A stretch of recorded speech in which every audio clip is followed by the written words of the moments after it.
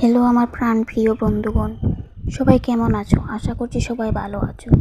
তো বন্ধুরা, তোমাদের সেফটির জন্য প্রথমেই একটা হেডফোন গুঁজে নেবে কানে। আর যদি এই চ্যানেলে নতুন হয়ে থাকো তাহলে সাবস্ক্রাইব করে ভিডিওটিতে একটা লাইক করে দেবে। তো বন্ধুরা, থাম্বনেল দেখে তোমরা বুঝতেই পেরে গেছো ভিডিওটা কী সম্পর্কের হতে চলেছে, তার জন্য আমি আর ক্লিয়ার করলাম না। তাহলে চলো বেশি কথা না বলে মূল কথায় যাই। তো বন্ধুরা, আমার ভাই আর ভাইয়ের বউয়ের বিয়ের প্রথম রাতের গল্পটাই আজকে তোমাদের কাছে শেয়ার করতে চলছি।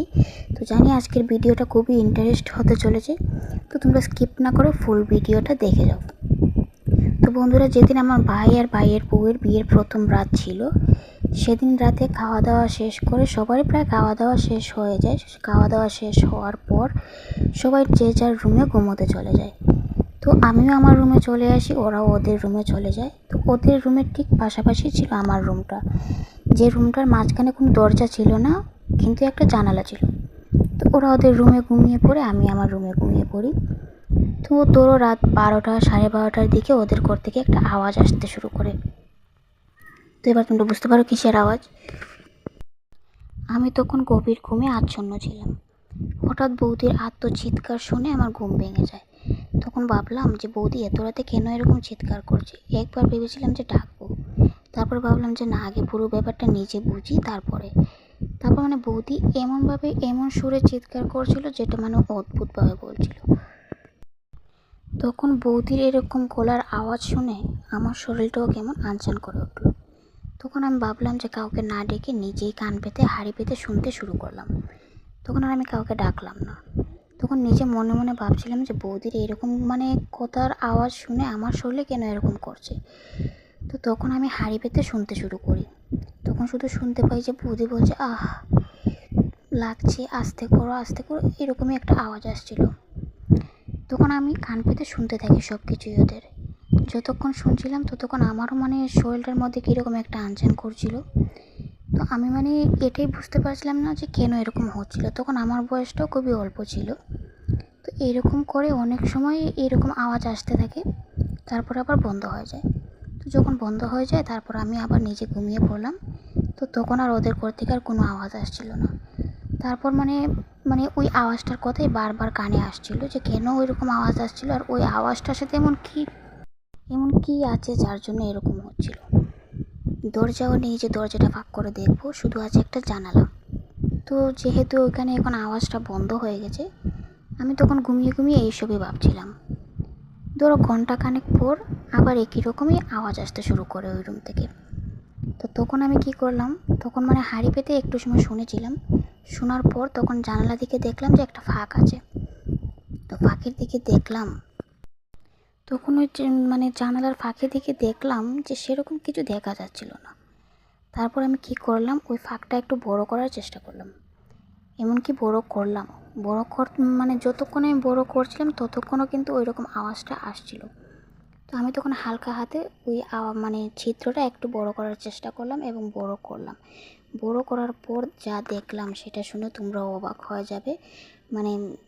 বৌদির শরীরে কোনো কাপড় ছিল না এবং আমার দাদার শরীরেও কোনো জামা কাপড় ছিল না। তো ওরা কি বলবো, এতটা পাগল হয়ে গেছিলো। ওদের জিনিসটা দেখে আমি কি বলবো, আমার কিছু বলার মতো ভাষা নেই। ওরা এরকম করছিল আর বৌদি শুধু বলছিল যে আহ কি লাগছে, আস্তে করো আস্তে করো, এরকম বলছিল।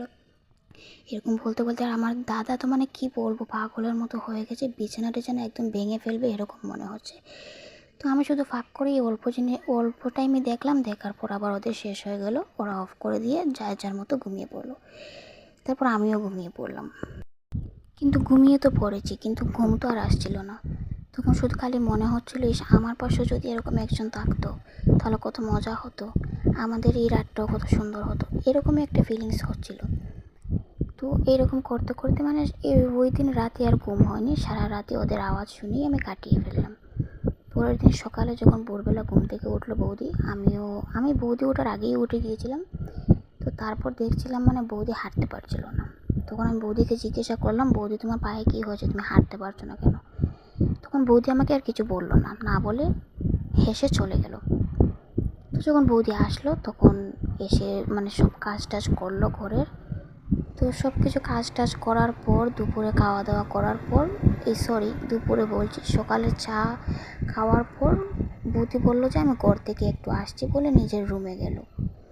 নিজের রুমে যে গেল আর এখনও আসার কোনো নামই নেই। তখন আমাকে মা বলছিল যে এখনও তোর বৌদি আসছে না, এখনও একবার ডাকতো। তো আমি ডাকলাম, বৌদি কোনো সাড়া দিচ্ছিল না। তারপর ভাবলাম তাহলে যাই, গিয়ে ডেকেই আসি। মা যখন বলেছে গিয়ে ডেকে নিয়ে আসি, তো আমি ওদের ঘরে কোনো আওয়াজ না করে ঢুকে পড়ে গিয়েছিলাম। না বলে ঢুকাই মনে হয় এমন একটা দৃশ্য দেখতে পেলাম।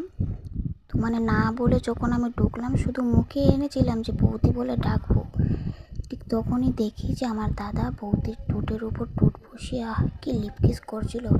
আর বৌদি শুধু বলছিল ইস করো না, কি আরাম এরকমই বলছিল।